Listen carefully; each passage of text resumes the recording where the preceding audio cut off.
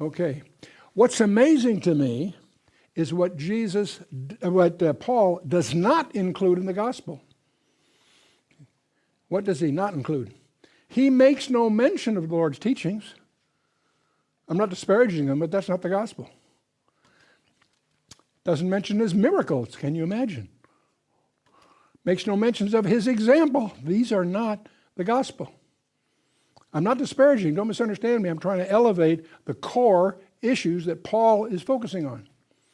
Our basic calling, yours and mine, is to declare the gospel. You're not there to sell anything. You're not there to convince anything. You declare the gospel. The saving of the person is the job of the Holy Spirit, not yours. It's amazing how few people realize it. Our basic calling is to declare the gospel. And this differentiates us from pending social issues of the day. I'm not saying that those issues shouldn't be addressed, but realize that when you address those issues, you may be doing it at the expense of the gospel. Paul and the disciples did not try to eliminate slavery in the Roman Empire. There are all kinds of abuses and things that should have been corrected they could deal with, but they didn't. They focused on declaring the person that we call the Messiah. And that was their focus. And in today's world, it's very easy for these other issues to derail us from what we're called to do. Now, that's a very controversial point of view.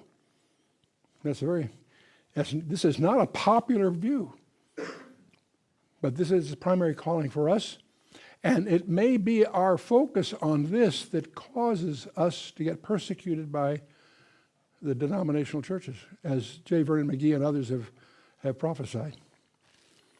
For I determined not to know anything among you save Jesus Christ and him crucified. In other words, it's Jesus and the fact that he was crucified, and he excluded everything but this great central truth. But then he continues, he says, I was with you in weakness and in fear and in much trembling. Or as the Phillips translation does, I was feeling far from strong, I was nervous and rather shaky, is the way Phillips renders it, which is descriptive. See, Paul had much to discourage him before he arrived at Corinth, and even the Lord himself encouraged him. He endured physical ailments. He endured punishment and affliction, and that's detailed in 2 Corinthians 11, and there's a whole chronicle of all of that in there that we'll get it in a subsequent session. He was ill in Galatia 4, probably having to do with his eyes, we suspect. He was of small stature, we gather, and he had very poor eyesight. Again, we think that may be tied to his some people speculate that it might be an aftermath of his Damascus Road experience. But there is some records that suggest that he was not impressive in appearance, a man of small of stature, a bald head and crooked legs and a good state of body, with eyebrows meeting and a nose somewhat crooked. And that's extracted from people who feel that they've had some insights there. I'll leave that up to you. I wouldn't push it hard. Verse 4, and Paul continues, and my speech and my preaching was not with enticing words of man's wisdom, but in demonstration of the Spirit and of power. Now the word Spirit here appears for the first time, and the last word is always power, always associated with the Spirit. And not enticing words. Now the word there in the Greek means persuasive, demonstration, the most rigorous proof. It says, my preaching was not with persuasive demonstrations, not at all. Paul's very defects had afforded the most convincing demonstration of the power of the Spirit, is his point. And the notes, the references will be in your notes there. And the expositional preaching of the Word, of course, is the emphasis that he gives his protege, Timothy, in his final letter to Timothy. He emphasizes that. That your faith should not stand in the wisdom of men, but in the power of God. Paul's intention had been to ground his converts in the divine power and to make them independent of human wisdom.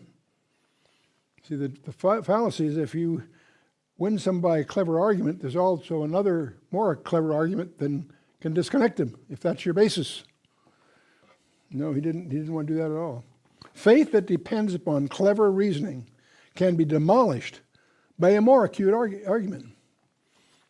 Faith produced by the power of God can never be overthrown. So you don't base your argument on man's wisdom, man's logic, but on the power of God. Very, very important emphasis here. And the more you study it, the more surprising it really is. Howbeit, we speak wisdom among them that are perfect. Now, the word perfect here means mature. It's an old use of the King James thing. Poor, full development, growth, and maturity is what we speak with. We speak among them that are complete or mature. Yet not the wisdom of this world, nor of the princes of this world, that come to naught.